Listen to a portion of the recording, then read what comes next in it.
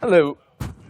Hello, everybody. My name is Matthew Fowle. I'm here to give you a talk on WebPush Away. This talk features HTTP2 using push, and there's a fantastic protocol that is kind of the reciprocal dual to, there's a new push API for getting content to the browser in an asynchronous manner, and this is kind of the dual back-end technology that backs that up. So welcome to WebPush Away. This is WebPush, generic event delivery using HTTP push. It's pretty rad. This talk is pretty rad. I think that, it's rad because WebPush is itself a web queue, which is something that we haven't really had before in this capability. Queues themselves are a pretty great technology. We see queues getting used throughout the industry in the back end, and it's something that we haven't really been able to use as a resourceful construct on the web. We have technologies like Kafka and RabbitMQ, which significantly power a lot of our infrastructure. And WebPush really begins to open that capability to something that we can begin to use on the web and that we can exchange as a resource and trade amongst our resources, trade amongst our systems. The web is great, and one of the main things that I really think makes the web great is the fact that there are resources, that the things on the web exist tangibly because they have URLs associated with them.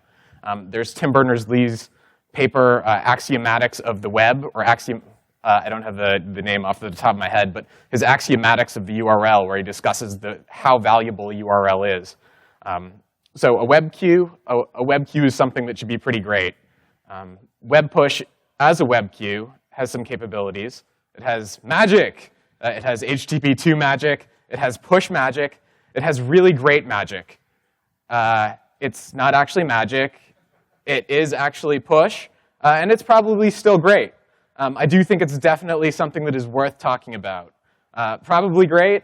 Probably great. It's a solid model for a queue. It's the first time that I've seen that somebody has really stamped out and said what kind of URLs you should be hitting to use a queue. And that is the fundamental of like what resourceful means to me. It has interesting, innovative techniques. The push, not magic. It has an interesting application for getting data into the client, whether or not that client is connected to the internet at that time or not. Part of a queue is that you push stuff into a queue and you get stuff out, and we'll look at how that can happen in different fashions than online real time. And it is making itself nicely through standardization. It was an effort formed by Mozilla, and it's now being implemented, and the spec is co-authored by Microsoft, they're doing some very interesting optimizations to really allow a huge number of concurrent push subscriptions to exist all at the same time. Pardon my formatting here on this one. Oh, it looks great over there. Do please pardon the extra bar at the top. That's where we're at right now. I thank you for your forbearances. It looks a little different on the screen right now. Related transfer technologies, the web's used webhooks for a long time. If you want to push to something, you just send whoever needs to do the pushing a URL, and then you just post the content. And that's kind of an implicit construct. There's no real reception out of that system. There's no way to withdraw from that. It's like a single ingestion acceptance way of getting data in. There's not really like a well-defined content type for that. Webhook's been very valuable, but it has some severe limitations. Also notably, you cannot push using webhooks to a browser. There's no URL for you to hit to send data to a browser. There have been some very interesting experiments. Opera had a program, Opera Unite, which really was about trying to give a web identity to the browser. And that kind of flipped the table and would have made something like webhooks more viable for the client. This talk outline, this is the opening. Thank you very much for being in the opening. Thank you very much for being at WebPush Away. We're going to talk a little bit about the model of what WebPush protocol is. We're going to talk about the technique, HTTP2 push, that powers this all. We're going to look at an application, which is the push API, the front-end application that consumes this and binds to it. We're going to look at my little implementation, just a couple glossy highlights of things that happened when I was making a node server. And then we're just going to end up with a little bit of talk on the asynchronous bidirectional web and how great WebPush is going to be. So please enjoy, learn a lot. Please take away and enjoy the resourceful model. Come and enjoy the asynchronous HTTP2 world that we're entering into. Yes. Application, please, this is going to be like a little bit of the reason for like why this all came about and should help really solidify the idea of what this queue can kind of do. And then the implementation is my own, and this should be pretty epic. The model, WebPush is a queue. So what is a queue?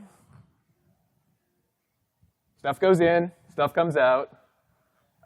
We kind of have an existing model for a queue. If I can get my mouse scroll working. Oh, inverse scroll. So this is kind of what I think of as a queue. Stuff goes in, stuff comes out of a queue.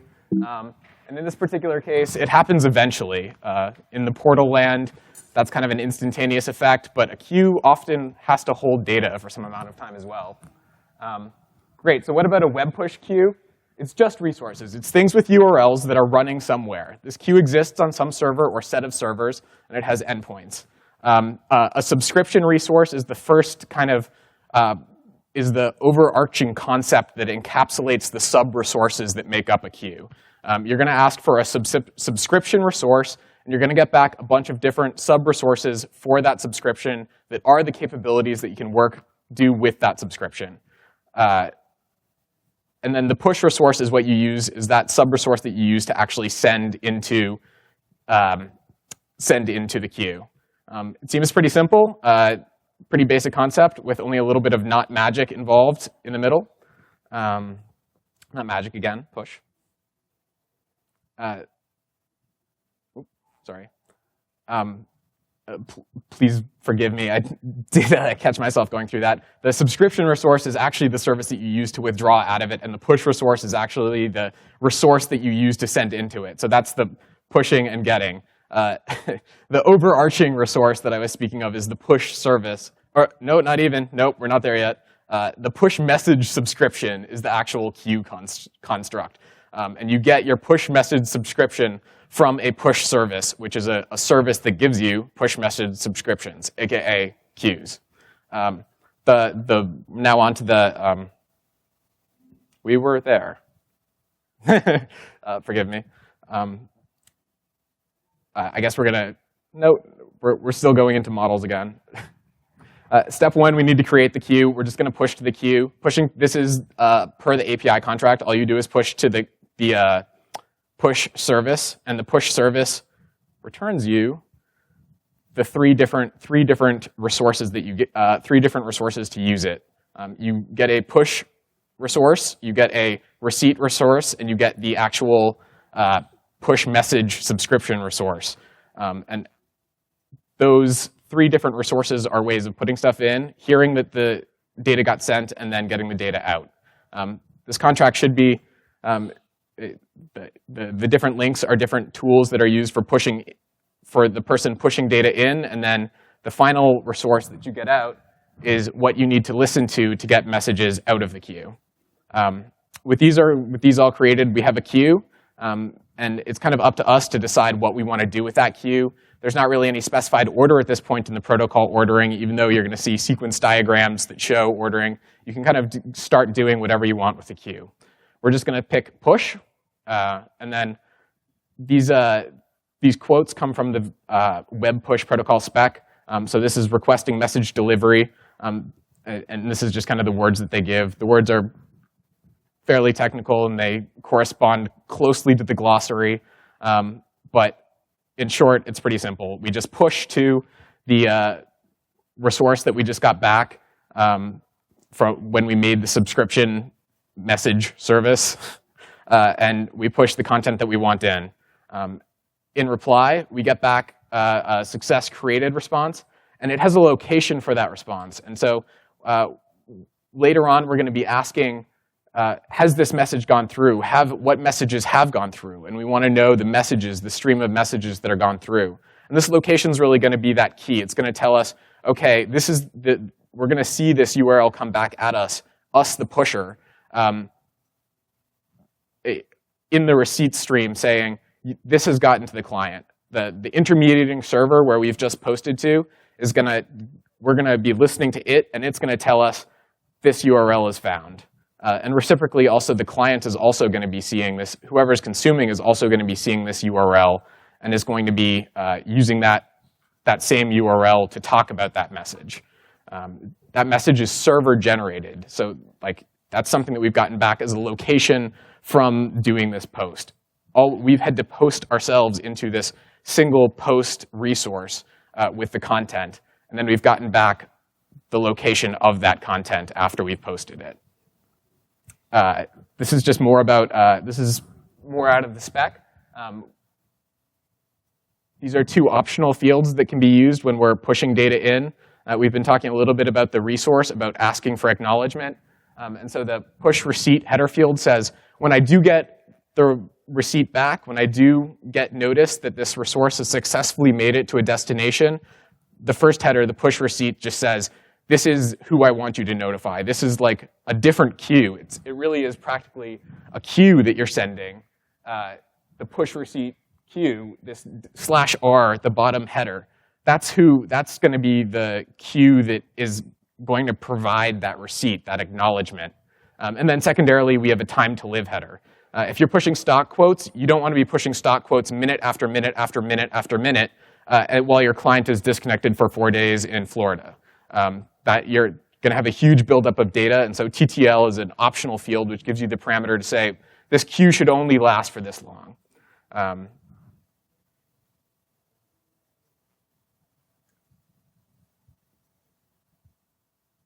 To be able to really subscribe to there's a little bit of indirection. We just saw in the previous that the push receipt has this /r endpoint, and that's a very specific, or that's a broad scale queue. Here we see we're going to post to /receipts, and that's something that we got back when we made the push message subscription. That's a like top level construct that's specific to this subscription. There's a little bit of indirection here where we're getting back we have to push to that, and then we get back this /r. And that allows a bunch of different push message subscriptions to share this same /r. And that way, when we want to listen to the receipts, we can have a whole bunch of different listens that are all listening to the same receipt. And it's another level of the resourceful system. It's kind of complex. It really is for that late binding concept. It really just is a scalability factor that's been added. So this is kind of the recap. This is what we did to be able to create the queue in the first place. And we can see how we put stuff in, how we get stuff out, and we can see the resource that we're going to use to get receipts.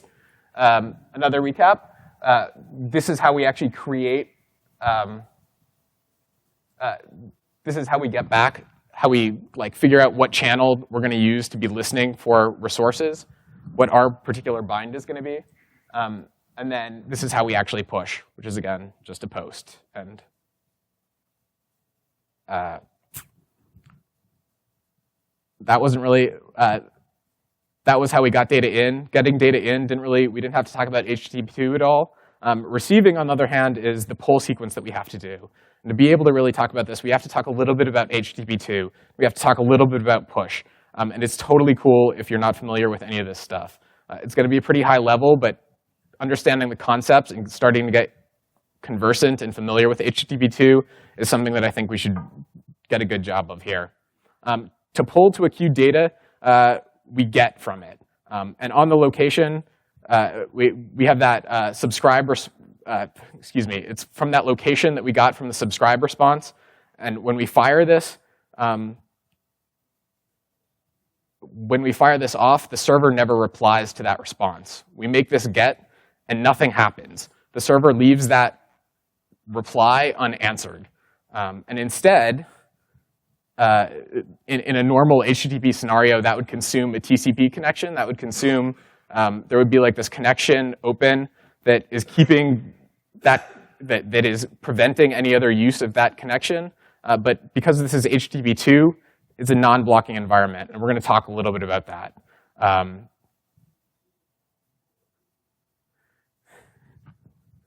So we're going into HTTP2.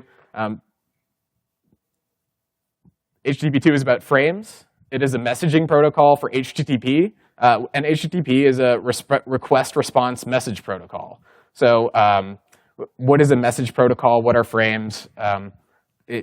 HTTP2 is kind of encapsulating the individual things that the protocol of HTTP would say, but it's giving them containment boundaries. It's giving them isolated little chunks that somebody else on the other side of that wire is going to know how to process and know what the means are. And this is kind of another more reference. This is really good, like reading in material into the HTTP2 spec. This will really like help immerse. But like these components are the frames that we're sending are things that make up normal HTTP traffic. So the headers frame is something that you probably already kind of conceptually have an idea of. The headers frame is just the headers part of the HTTP transmission. And as a client talking to an HTTP server, I can just start sending header frames for numerous requests to the server. The server is going to be able to understand that these different header frames that it's getting are part of different conversations, that each of these header frames is the prequel to a stream. And then that stream of data, the things that happen after the header, after the get/subscribe, and then the headers that follow, that is something that conceptually the server understands as a request. And it's going to use the same frames to be able to reply back to the client when it has data to send back.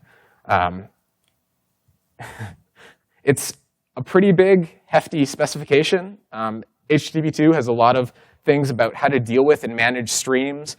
You have to figure out how to be able to reset streams and tell streams to cancel, how to be able to do priority to decide what to send. There's a lot of things going on, but it really is messaging. And it's about being able to launch multiple streams of conversation. And that's what this push is really has the amazing power to take advantage of. It's a great problem to have when you can have these different conversations ongoing at the same time, when they're sharing the same channel. And push promise is one of those new frame types that says, I'm going to send you a stream. It's a frame. It's kind of a parallel to the header frame. The header frame is what the client says to get data.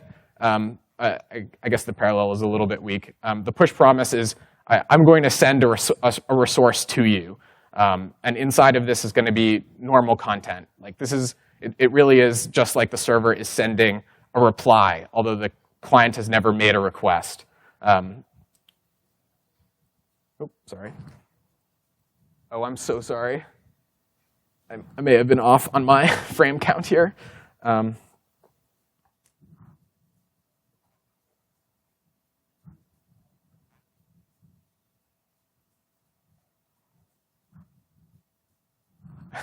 Back to our example.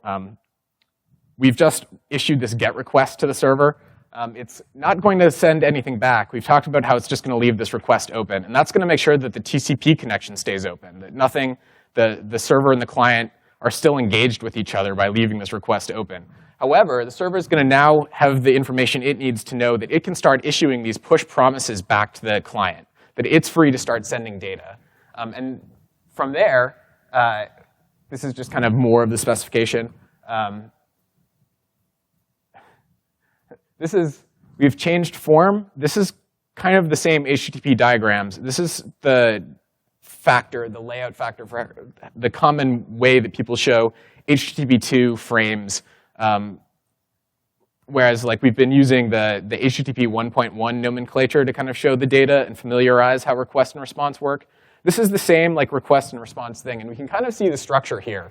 The push promise has the method, path, and authority. Authority is really, it's like host, more or less. And so that's really just saying that it is initiating a push for this particular resource. And we can see it's a /d, which is going to be one of those message resources. So the server is sending a message, and then it has some headers that it's going to send along with that message.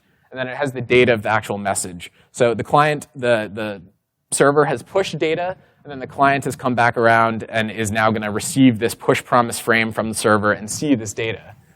Content in and content out. And that's really the win. This is totally worth. This is exactly how WebPush works. This is queues.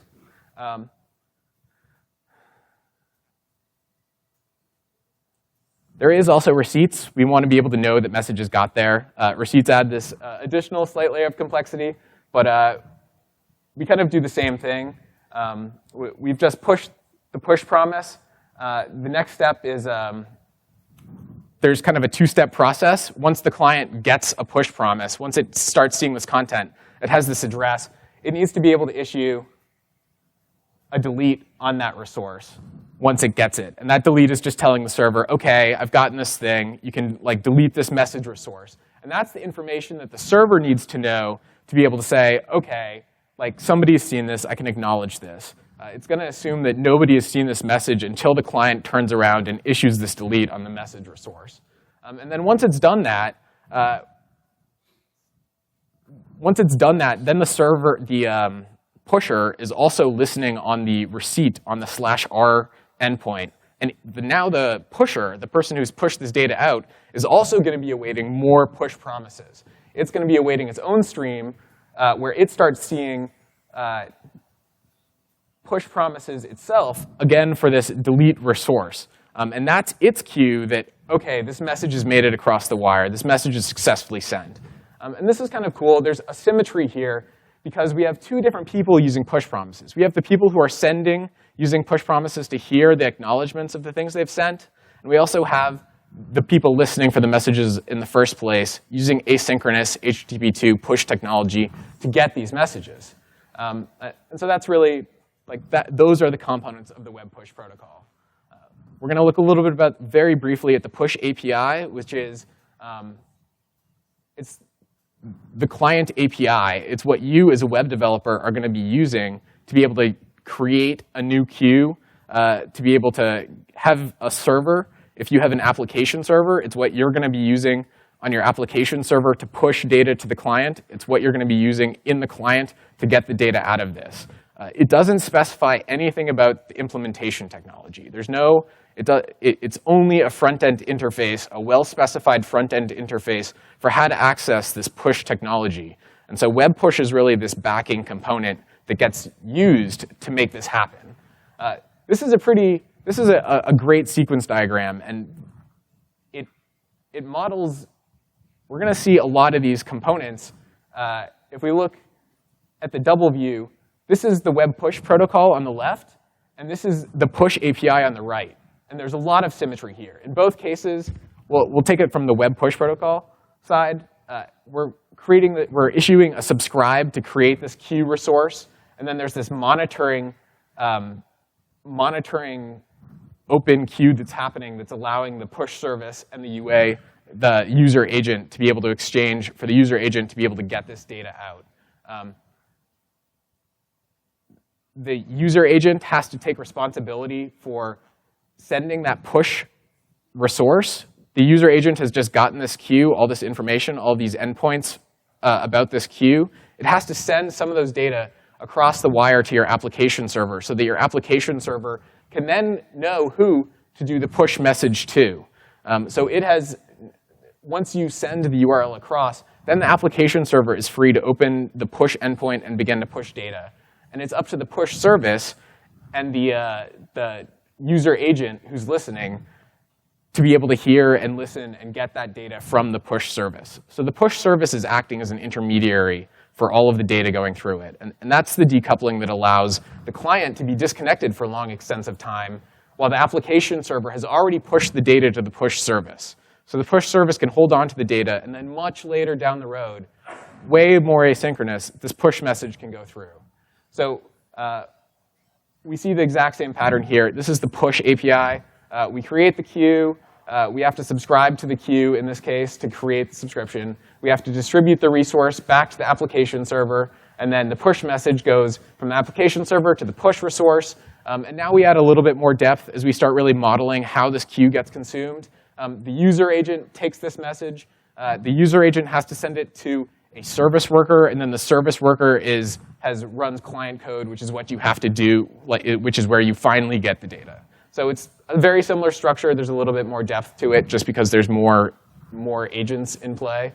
But they are like identical flows. These two are made hand in glove to fit one another, and that's what it is. As for using the push API, this is how the push API works in the browser. This is pretty simple, right? Like you're inside a service worker somewhere. There's a little bit of connection establishment once your service worker is created. But after you say that you need a subscription, from that point on, your service worker's global scope context has an on-push event that you can bind to. and you get data out. And that event is just, you're just going to find the data inside of event.data. And this is copied verbatim. I'm sorry, the hyperlink is missing on this one, but this is copied directly out of the push API specification. We're going to talk just briefly about my implementation, WebPush Pump. This is a Node app that I wrote. I wanted to be able to, in the first case, bridge from IRC to HTTP2 push. I just wanted a way to keep sending IRC into my browser on a real-time basis. And so this is a standalone server that I wrote, and it has separate bridge client applications that actually push the IRC data into it. But there were some really, really, really fun things. I really liked how WebPush is so resource-oriented that it really explicitly calls out the resources for pushing and for getting out. And I really felt very influenced by the URLs that were specified in the WebPush protocol. And to that effect, I kind of created a top-level construct for the application that just builds collections of these base resources. And this is something that just really simplified my application development to conceptually have a domain model that so explicitly and tightly matched exactly what my protocol's model was. And so when a user does a subscribe at the very first thing, I'm going to add a new subscribe object into the very first object. And the subscribe is going to have a push element associated with it. And I'm going to push that /p element into the /p queue. The push receipt elements are going to go in, the push receipt element, et cetera, et cetera. And then from there, it made things like, for this subscribe request, it made this very easy for me to kind of build the structure. I created, there's a request, I'm using Koa for this. I made a request context just off of, in Koa, this object. This is a node, this is a method handler. Like, this is what you're going to tell Koa, like, run this code when somebody sees a subscribe. And this is going to be like heavily used by a lot of different constructs. Anyway, the request context is going to be the specific, like, where I start aggregating and building the information pertaining to this request. And on that, I've already pulled in this context as the context here. And then I can just kind of, for creating the subscribe, I just create a new subscribe object. I passed in the request CTX. It's mostly empty. It has a little bit of metadata, the time of this will have like a timestamp on it at this point, but other than that, like, this is like basically empty, and it creates the subscribe object, and I add it to the request context. And then there's other things that I have to create. Like, when you're issuing this post to subscribe, you also have to create the push resource, and you have to create the receipt resource. And so I create those, and those get passed in this request context, which now has the subscribe context. And so I can just continually pass the same piece of context into these constructors and end up with these new resources that I'm getting out. And this was just a pattern that took me a lot of, like, iteration to kind of winnow down and get rid of as much code as I could until I kind of ended with this base core. And it really made things, like, really simple, and it was really a cool pattern for me. The next kind of capability that I added was I created a projection view system using mutation observers, which RIP, rest in peace, are no more, but they're pretty easy to re-implement with proxies. And this was a really cool concept. So you're going to have all these /s resources that I have to, like, deal with and manage and look up. And rather than kind of, like, maintain the indexes for this myself manually, I created this projection tool, which allows me to just, if this is it's this.s, this.s is the context's s. So for this list of /s's, or for this object of /s's, this will create a mapping from the s will have, the .s will understand and have a link to the parent subscribe, the main queue. And so it's going to pull out, the mapping is going to be, I'm creating a mapping from to something. So it's creating the mapping from the s.subscribe, from the mapping, from that, like, subscribe property of this s collection out to the primary key for this s object. S.symbol is like a primary key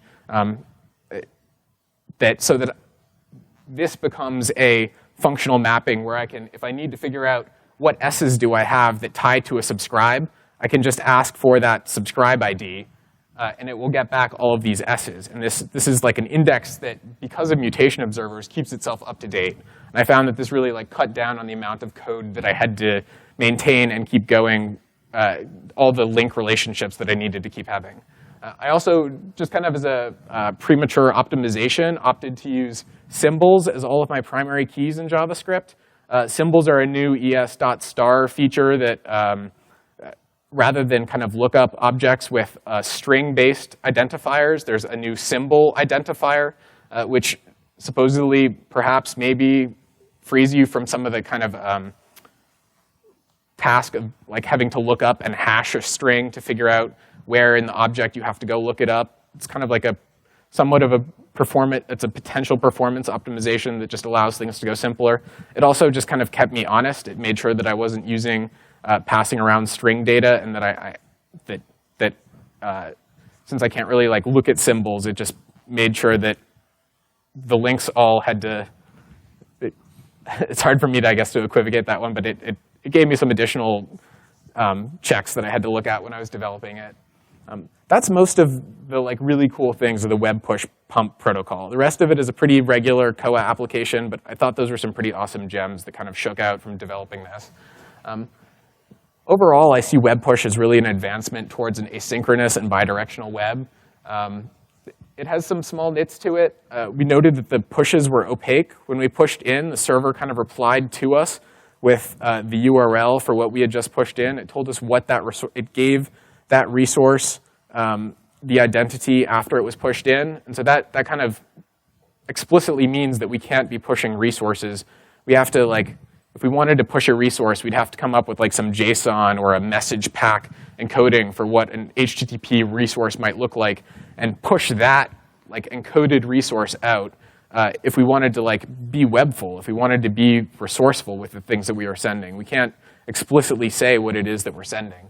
And so that's a constraint. That's something that was kind of designed into the WebPush protocol. That's how it's supposed to work, but it still kind of keeps us a little bit away from really a web where we have like a fully asynchronous web, or where we can really begin to talk about sending data in really different ways. And second, this is really the only way. This is not a critique on WebPush per se, but it was a really extensive chart of activity that this diagram is what it took for us to be able to start pushing data to the browser. There's like a lot of different agencies at play. There's a lot of different work at play. And this is all just so that HTTP2 push could get used, so that we could start pushing resources and that the client could get notified when these resources were pushed to it. We've talked a little bit about how it's asynchronous and decoupled, and how like the client might not be connected. But when the client is connected and sitting there, it's still like a very important use case that the client wants to be able to get real-time data to it. And that's something that we've spent a lot of effort and work doing. We've built server-sent events. We've built WebSockets. And this HTTP2 push kind of proposes something a little bit different for what HTTP2 can do. And this is a really very complex set of technologies. WebPush is a complex set of technologies that have to kind of work very carefully together to make that possible. But it doesn't tell us, it's still, there is kind of a little bit of a workaround. Like if you do really want to be able to just push to the client, you can push to the client and then have the client via some out-of-bands method just ask the server directly, very straightforwardly, have you pushed any resources to me? We could use server-sent events, for example. So you can use HTTP2 push and then out-of-band say, by the way, I've pushed you all of this data. So that's kind of a workaround, that an alternative path that you might forge if you wanted to do push in a way outside of WebPush, without these very specific browser-imposed constraints and this very specific formulation. If you just want to have an open push connection and see data out of it, there's no ways the client to explicitly be told that you're getting these pushes happening to you if you're not using WebPush, but you can open a connection and start creating your own protocols to say, by the way, I've pushed you some data, you should look. I'm really excited for WebPush. I really think this is like a new era in web development. that HTTP2 really begins to open up a new set of capabilities. I think push is fantastically interesting, and like WebPush is a great demonstration. I think we're also going to see HTTP2 push used within the data center to start replacing some of the existing means that we have, like Kafka and RabbitMQ. Those are more like larger technologies. HTTP2 is really just a protocol, but I think it serves a great basis to kind of do a lot of the things that we've been doing while doing it in a more web way without having to have outside paths doing that. I'm super excited to talk to you about WebPush Away. I think the future is very exciting, and I look forward to seeing all of the great things that everyone goes out there and does. Thank you all so very much.